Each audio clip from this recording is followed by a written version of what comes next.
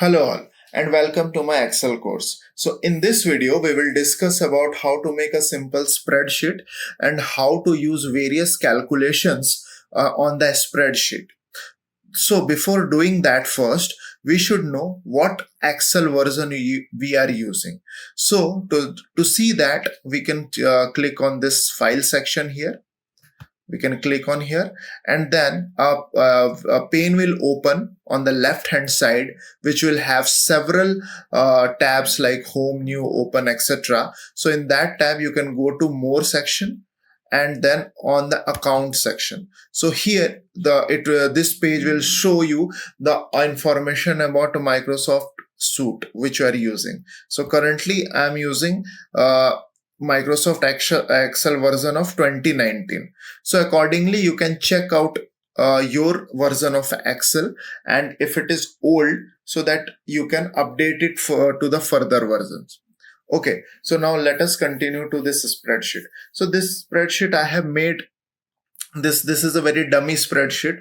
So about a mobile sales. So suppose I have a company which sells various brand of phones. So I want to know what is my overall sales about all the different phones for the first quarter of the year. So I have made a simple Excel sheet here.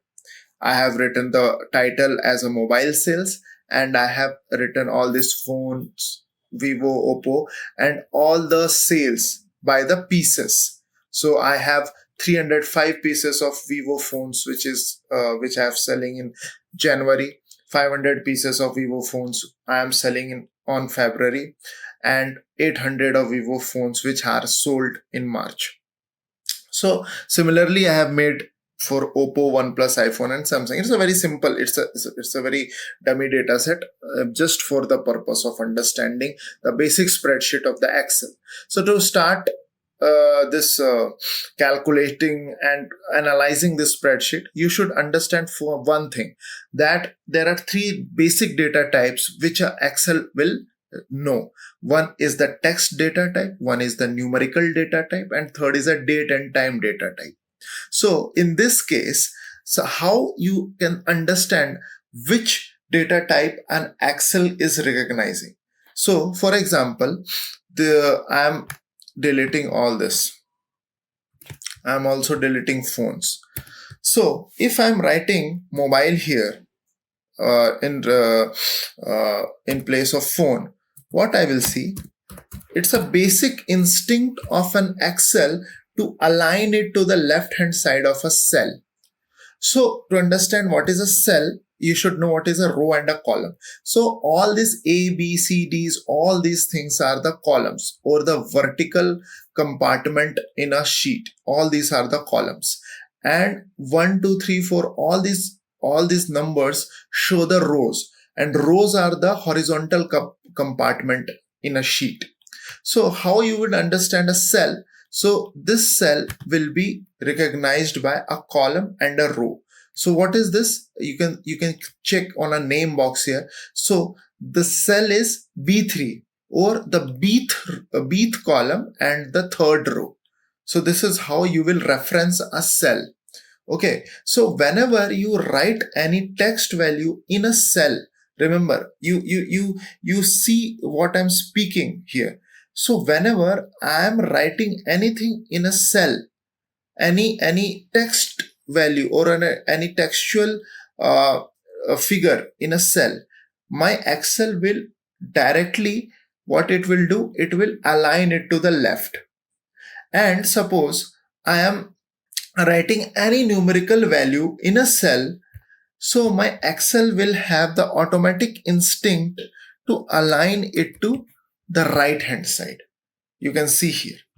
So suppose I am like putting it Vivo or Oppo or anything. Suppose I am writing here Motorola, for example, Motorola. You can see it has the instinct to align it to the left hand side only. And I can change any numerical value. Suppose I'm changing 350. So it will have the instinct to align it to the right hand side of the cell. And why this is done by Excel?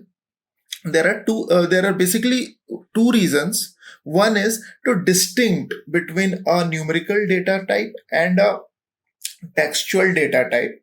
And second, most important thing is, suppose a textual value can have a attachment or an addition of the texts on the further right as well.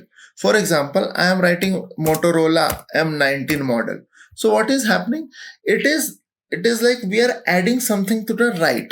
So to make the space or make the space to write the model name or make space to write any additional text, it is giving me some space here on the right hand side. Similarly, if I am writing a numerical value, then I may be using some decimal places or something like that. So in that case, my Excel will slowly shift to the right hand side. Suppose I'm writing this decimal places. So what is happening? It is shifting from left to right slowly, incorporating the space so that you can write further number or a decimal places or whatever on the numerical column. So because of these two basic reasons, my Excel actually aligns a textual data type to left hand side of a cell and a numerical data type to right hand side of a cell. Now suppose I am writing the months here. I am writing Jan. See, it is aligning to the left hand side of a cell. That means my Excel is considering it as a textual data type. But I know by default that Jan, Feb, March is not a textual data type. It's a date and time data type. And date and time data type by default behaves like a numerical data type in an Excel. So if my Excel will consider these months as date and time, so it will align it to the right hand side of a cell like it aligns the numerical data type. So currently it is not considering it as a time and date data type. To make it consider that, I will input the year. So suppose I am looking the sales for first quarter in Jan 21, Feb 21. See, whenever I'm putting 21 here, my text is realigning from left hand side of a cell to right hand side. Similarly, if I'm imputing 21 here, now it has again aligned it to the right hand side. Now when you select on this cell, it will show 01/0/01 2021. Now you would understand that my months are considered as a date and time data type, and this is how Excel has seen it now. Now you can change the orientation or change the depiction of these months. How? You can go to this number section here, and here it is showing the custom section. So when you will click here, you will see lot of drop down showing the different types of depiction of a date and time or a number or something. So general will have no specific format, number, currency, short date, long date. So suppose I have to change this January to long date, so it will come to something like this. So suppose I have to change it to a long date, so it will come like something 1 January 2021. But I don't want something like that. What I want something to be, if I'm writing Jan 21, what I want I'll change it to custom here. You can write custom here, and you can change. This is a general depiction which it is with what it is showing. Now I want something like this, Feb 2021. I don't want February or 1 January, something like that. I want 2021 Feb. So for that, you can go to this more number format. More number, you can click on here, and you can see date, time. So all this. So if I'm if my Excel is considering a cell as a date, so it will show you all the inference. It will directly date will be auto selected and it will show something like this. So do you need something like this? No, I want a depiction like Jan 2021, but it is not being shown here. I can go to custom, which I had, which was my initial kind of depiction. So here I can also see hour, month, second, all these things here. But again, I'm not finding whatever I want in here. So for that, what I can do, I can write my own depiction here. So for that, what I can do, I can write mmm slash y. This is what I want.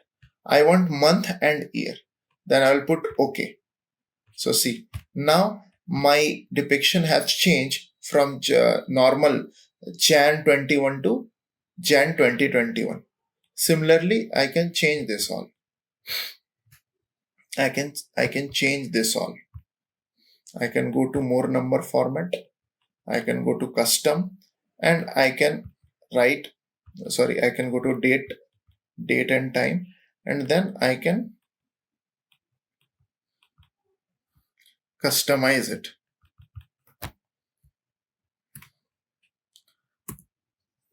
So it will be month and year. Okay. So now I got what I wanted. I want Jan 2021, Feb 2021, March 2021. So my point is, this number section on a home tab is very important for you. You can change your alignment, you can change your depiction from this tab. Now this is my basic Excel spreadsheet, which is now ready. In next video, we'll try and do some hands-on on different types of calculations on this Excel sheet. So that's it for the video. Thank you.